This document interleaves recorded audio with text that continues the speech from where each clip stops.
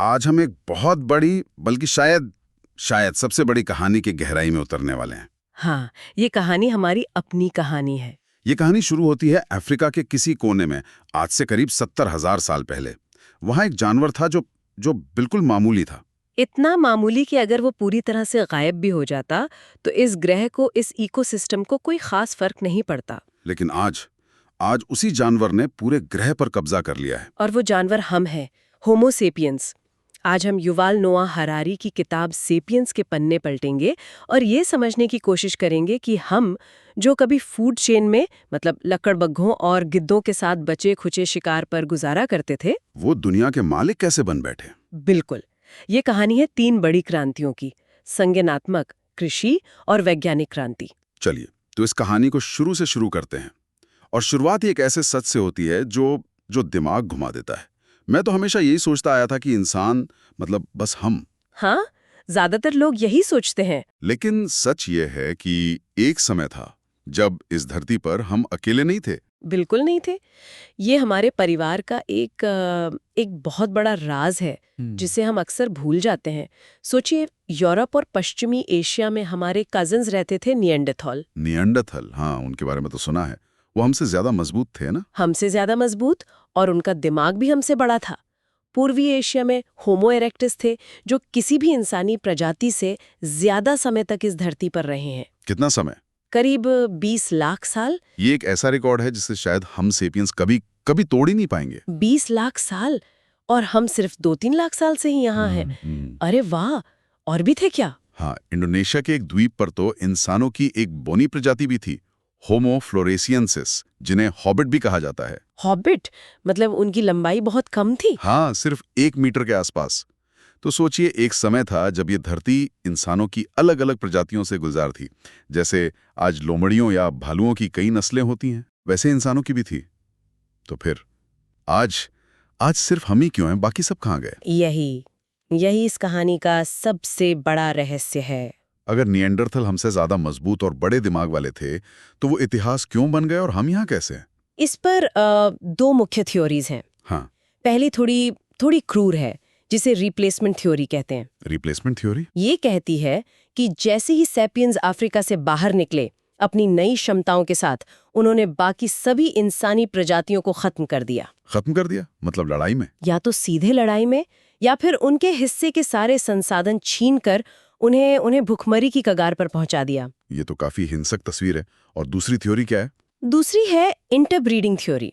ये कहती है कि हमने बाकियों को सिर्फ खत्म नहीं किया, बल्कि उनके साथ घुल मिल गए। हाँ, संबंध बनाए, बच्चे पैदा किए। सालों तक ये सिर्फ एक थ्योरी थी, लेकिन 2010 में जब वैज्ञानिकों ने निएंडरथल जीनोम को पूरी तरह से मैप किया, तो एक चौंकाने वाली बात सामने आई। क्या? आज यूरोप और मध्य पूर्व में रहने वाले आधुनिक इंसानों की डीएनए में 1 से 4% हिस्सा निएंडरथल का है। एक मिनट, आप कह रही हैं कि हमारे कुछ पूर्वजों ने निएंडरथल के साथ, मतलब वो तो अलग अलग प्रजातियां थी, फिर भी ये मुमकिन हुआ? बिल्कुल। ये इस बात का पक्का सबूत है कि हम कभी भी इस ग्रह पर पूरी तरह अकेले नहीं थे। हमारे अंदर आज भी हमारे उन बिछड़े हुए भाई बहनों की एक छोटी सी विरासत मौजूद है। तो शायद सच इन दोनों थ्योरीज के बीच में कहीं है। हाँ, शायद हमने कुछ को खत्म किया और कुछ के साथ घुल मिल गए, लेकिन नतीजा एक ही था। 50,000 साल पहले धरती पर इंसानों की कई प्रजातियां थीं और कुछ हजार साल बाद सिर्फ एक बची। हाँ, तो सवाल फिर वहीं आ जाता है, वो कौन सी खासियत थी, वो कौन सा सीक्रेट वेपन था हमारे पास जो बाकियों के पास नहीं था? दिमाग तो निएंडरथल का भी बड़ा था। यहीं से हमारी कहानी का सबसे दिलचस्प मोड़ शुरू होता है। करीब 70,000 से 30,000 साल पहले हमारे अंदर कुछ ऐसा हुआ जिसे हरारी संज्ञानात्मक क्रांति यानी कॉग्निटिव रेवोल्यूशन कहते हैं। Cognitive revolution? किसी जेनेटिक बदलाव की वजह से हमारे दिमाग की वायरिंग ही बदल गई। हम एक नए तरीके से सोचने लगे, एक नए तरीके से बात करने लगे। अच्छा, तो हमारी भाषा, मतलब हम एक दूसरे को बता सकते थे कि सावधान, नदी के पास एक शेर है। हाँ, लेकिन ये तो कई जानवर कर सकते हैं। बंदरों की भी अपनी आवाजें होती हैं खतरे के लिए। हमारी भाषा की असली ताकत 2 चीजों में थी, जो सुनने में बहुत मामूली लगेंगी। क्या? गपशप और अफवाहें। गपशप? आप मजाक तो नहीं कर रही हैं? गपशप हमारी सुपर पावर कैसे हो सकती है? या गॉसिप हमें ये जानने में मदद करती है कि हमारे समूह में कौन भरोसे के लायक है, कौन धोखेबाज है, किससे दोस्ती करनी चाहिए और किससे दूर रहना चाहिए। अच्छा, ये एक तरह का सोशल ग्लू है। बिल्कुल। रिसर्च बताती है कि इंसान दिमागी तौर पर करीब 150 लोगों के समूह में ही एक दूसरे को निजी तौर पर जान और भरोसा कर सकता है। गपशप के जरिए हम इस 150 की लिमिट तक एक मजबूत ग्रुप बनाकर रह सकते थे। ठीक है, 150 लोग तो समझ आता है, लेकिन आज तो हजारों लाखों लोग एक शहर में, एक देश में साथ रहते हैं और काम करते हैं।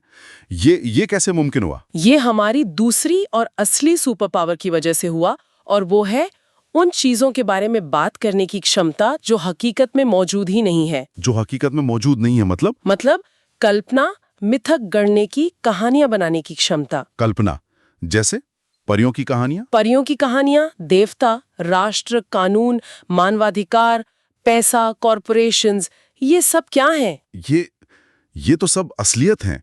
क्या सच में? ये सब सिर्फ हमारी साझा कहानियों में मौजूद है। आप किसी बंदर को ये कहकर उसका केला नहीं ले सकते कि ये केला मुझे दे दो, मरने के बाद तुम्हें बंदरों के स्वर्ग में अनगिनत केले मिलेंगे। नहीं, वो तो घूर कर देखेगा और अपना केला खा जाएगा। बात तो सही है। लेकिन इंसान ऐसी ही कहानियों पर यकीन करते हैं। पैसा क्या है? सिर्फ कागज का एक टुकड़ा या कंप्यूटर स्क्रीन पर एक नंबर। हम सब इस कहानी पर यकीन करते हैं कि इस कागज की एक वैल्यू है, इसीलिए ये चलता है। गूगल या एप्पल जैसी कंपनियां क्या हैं? वो कोई बिल्डिंग या फैक्ट्री नहीं है। वो एक कानूनी कल्पना है, एक कहानी है जिस पर लाखों लोग यकीन करते हैं और मिलकर काम करते हैं। वाह! यही वो गोंद है जो लाखों करोड़ों अजनबियों को एक साथ जोड़ता है। तो हमारी तरक्की का राज हमारी कहानियां गढ़ने और उन पर सामूहिक रूप से विश्वास करने की क्षमता में छिपा है। इसका कोई पुराना सबूत भी है हमारे पास? बिल्कुल। जर्मनी की स्ट्रैडल गुफा में मिली लगभग 32,000 साल पुरानी एक मूर्ति है। उसे लायन मैन कहते हैं। Lion man? वो एक इंसान के शरीर और शेर के सिर से बनी है। शेर मानव जैसी कोई चीज असल दुनिया में होती नहीं है। ये इस बात का सबसे पुराना सबूत है कि हमारे पूर्वज ऐसी चीजों की कल्पना कर सकते थे जो सिर्फ उनके दिमाग में मौजूद थीं। और इसी शक्ति ने हमें दुनिया का मालिक बना दिया। बिल्कुल। ठीक है, तो कल्पना की शक्ति से हम बड़े समूहों में सहयोग करने लगे और दुनिया पर छाने लगे। इसका अगला कदम तो यही होना चाहिए कि जिंदगी और बेहतर हुई होगी। हाँ, लॉजिकल तो यही लगता है। हमने खेती शुरू की, एक जगह घर बसाकर रहना शुरू किया। इसे तो हम हमेशा से इंसानियत की सबसे बड़ी तरक्की की निशानी मानते आए हैं। बिल्कुल। और हरारी के मुताबिक यही इंसानियत के इतिहास का सबसे बड़ा भ्रम है। वो कृषि क्रांति को इतिहास का सबसे बड़ा धोखा कहते हैं। धोखा? ये बात तो हजम नहीं हुई। मतलब खेती से हमें एक जगह पर स्थिर भोजन मिला जिसने शहरों और सभ्यताओं को जन्म दिया। ये धोखा कैसे हो सकता है? ये धोखा इसलिए था क्योंकि अगर आप एक आम इंसान के नजरिए से देखें तो उसकी जिंदगी बेहतर होने की बजाय बदतर हो गई। बदतर? कैसे? शिकारी संग्राहक यानी हंटर गैदरर्स दिन में कुछ घंटे काम करते थे। उनका भोजन बहुत विविध और पौष्टिक होता था। वो फल, कंदमूल, छोटे जानवर सब कुछ खाते थे। उन्हें एक ही तरह की बीमारी का खतरा कम था। और किसानों की जिंदगी? किसानों को सुबह से शाम तक खेतों में कमर तोड़ मेहनत करनी पड़ती थी। उनका भोजन सिर्फ कुछ ही चीजों पर निर्भर हो गया, जैसे गेहूं, चावल या मक्का। अच्छा, तो उनके शरीर में पोषक तत्वों की कमी हो गई। बिल्कुल। और एक ही जगह रहने से बीमारियां और महामारियां तेजी से फैलने लगीं। आंकड़े बताते हैं कि एक पहले किसान की औसत जिंदगी एक शिकारी संग्राहक से कहीं ज्यादा मुश्किल, बीमार और शायद छोटी भी थी। अगर ये इतना ही बुरा था तो हमने ये रास्ता चुना ही क्यों? हम वापस क्यों नहीं गए? क्योंकि हम एक जाल में फंस गए थे, जिसे हरारी लग्जरी ट्रैप कहते हैं। The luxury trap. ये सब एक झटके में नहीं हुआ, ये धीरे धीरे हुआ। किसी ने सोचा होगा, चलो थोड़ी ज्यादा मेहनत करके कुछ गेहूं उगा लेते हैं, इससे अगले कुछ हफ्तों तक खाने की चिंता नहीं रहेगी। ये एक छोटी सी सहूलियत थी। हाँ, सुनने में तो अच्छा लग रहा है। और फिर क्या हुआ? हुआ ये कि उस थोड़ी सी ज्यादा सहूलियत की वजह से आबादी बढ़ने लगी। अब बढ़ी हुई आबादी का पेट भरने के लिए और ज्यादा खेती करनी पड़ी। और अब पीछे हटने का कोई रास्ता नहीं था। कोई रास्ता नहीं था। अब आपके पास इतने लोग थे कि आप वापस शिकार करने वाली जिंदगी में जा ही नहीं सकते थे, क्योंकि जंगल इतने लोगों का पेट नहीं भर सकता था। बच्चे अब माँ के दूध की जगह अनाज का दलिया खाने लगे, जिससे उनकी इम्यूनिटी कमजोर हुई। तो हर पीढ़ी पिछली पीढ़ी से थोड़ी ज्यादा मेहनत कर रही थी। ये सोचकर कि इससे जिंदगी आसान होगी, लेकिन असल में वो उस जाल में और गहरे धंसते जा रहे थे। तो खेती ने इंसानियत को तो आगे बढ़ाया, लेकिन एक औसत इंसान की कीमत पर। बिल्कुल। हम एक जाल में फंस चुके थे, ज्यादा आबादी, ज्यादा मेहनत और कम सेहत। इस जाल से निकलने और असल मायनों में दुनिया का मालिक बनने में हमें हजारों साल लग गए। हजारों साल, और जो असली बदलाव आया वो सिर्फ 500 साल पहले शुरू हुआ, हमारी तीसरी और आखिरी बड़ी क्रांति के साथ, वैज्ञानिक क्रांति। वैज्ञानिक क्रांति, इसका मतलब बड़े बड़े आविष्कार, नई तकनीकें, यही सब। हाँ, लेकिन इन सब का स्रोत एक बहुत ही क्रांतिकारी सोच थी। पिछली सभी सभ्यताओं और धर्मों का मानना था कि दुनिया के बारे में जानने लायक जो भी जरूरी बातें हैं वो हमें पहले से पता हैं। मतलब वो किसी पुरानी किताब में लिखी हैं या किसी देवता ने बताई हैं। सही, लेकिन वैज्ञानिक क्रांति का मूल मंत्र था अज्ञानता की खोज, द डिस्कवरी ऑफ इग्नोरेंस। अज्ञानता की खोज, ये तो शक्ति से ज्यादा कमजोरी की बात लगती है। ये मानना कि हमें नहीं पता, ये कैसे किसी क्रांति को जन्म दे सकता है? देखने में तो ऐसा ही लगता है, लेकिन यही इसकी सबसे बड़ी ताकत थी। जब आपने ये मान लिया कि आपको सब कुछ नहीं पता, तो आपने खोजना शुरू किया। आपने सवाल पूछने शुरू किए। आपने प्रयोग करने शुरू किए। आपने दुनिया का नक्शा देखा और कहा, इस नक्शे में जो खाली जगह है, मुझे नहीं पता वहां क्या है, चलो चलकर देखते हैं। और इसी सोच ने कोलंबस को सफर पे भेजा। बिल्कुल, इसी सोच ने साम्राज्यवाद और पूंजीवाद को हवा दी। अब आपको नए इलाके और नए संसाधन खोजने थे ताकि आप और ताकतवर बन सकें।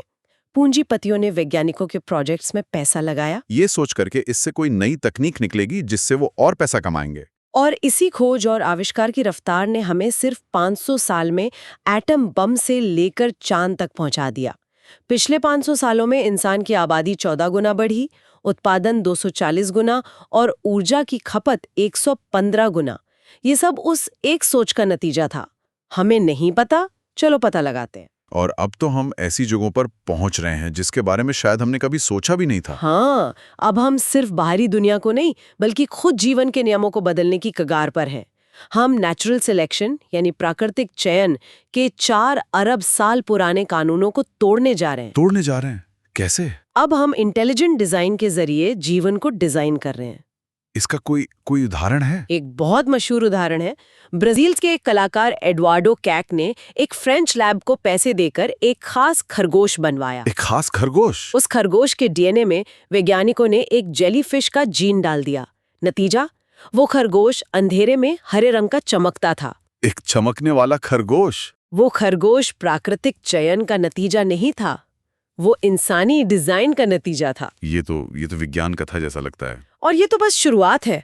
हम बायोलॉजिकल इंजीनियरिंग, साइबोर्ग इंजीनियरिंग यानी इंसान और मशीन का मेल, और शायद किसी दिन चेतना को कंप्यूटर में अपलोड करके खुद होमो सेपियंस के अंत की ओर बढ़ रहे हैं। हम शायद अमर भी हो सकते हैं। शायद हम जो कभी एक मामूली जानवर थे, अब भगवान बनने की कोशिश कर रहे हैं। तो ये थी हमारी कहानी, अफ्रीका के एक मामूली जानवर से शुरू होकर कहानियों और कल्पना की शक्ति से दुनिया पर राज करने तक, और अब खुद को भगवान में बदलने की दहलीज पर खड़े होने तक। ये सफर तो कमाल का रहा है। कमाल का तो है।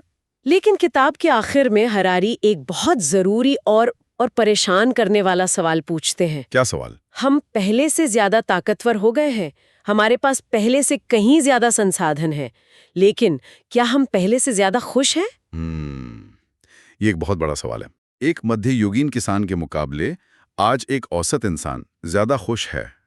एक शिकारी संग्राहक के मुकाबले इतनी तरक्की और इतनी ताकत हासिल करने का आखिर फायदा ही क्या हुआ, अगर हम आज भी उतने ही असंतुष्ट और बेचैन हैं?